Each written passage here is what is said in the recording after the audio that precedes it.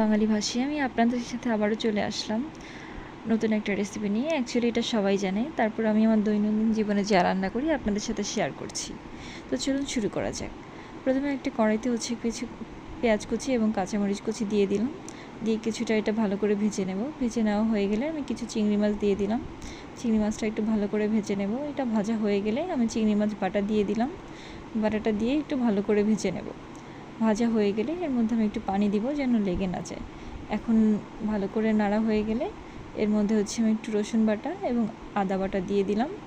সেটা দিয়ে এটা একটু ভালো করে নেড়ে নিব। এখন লবণ এবং হলুদের গুঁড়ো আমি একটু দিয়ে ভালো করে রান্না করে নিব, একটু কষিয়ে নেব। দেন একটু পানি দিয়ে দিলাম যেন মশলাটা লেগে না যায়। এখন মিষ্টি কুমড়া আর লাউ দিয়ে দিলাম।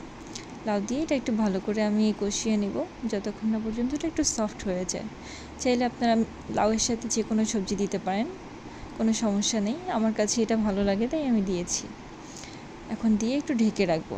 ভালো করে কষানো হয়ে গেলে দেখেন অনেকটা সফট অলরেডি হয়ে গিয়েছে। এখন এর মধ্যে আমি পানি অ্যাড করে দিব। 2 গ্লাসের মতো আমি এখানে পানি অ্যাড করব যেন লাউটা আরেকটু ভালো করে সেদ্ধ হয়ে যায়। দেন আমার রান্নাটা প্রায় রেডি। ওকে, এবার ঢেকে দেওয়ার পর এখন দেখুন অনেকটা হয়ে গিয়েছে আমার রান্না। আমি একটু লবণ চেক করলাম লবণ ঠিক আছে কিনা। হ্যাঁ ঠিক আছে। এখন আমি আবার একটু ঢেকে দেবো সেদ্ধ হওয়ার জন্য। সেদ্ধ হয়ে গেছে আমার রান্না অলরেডি ডান। তো আপনারা চাইলে এটা বাসায় ট্রাই করতে পারেন।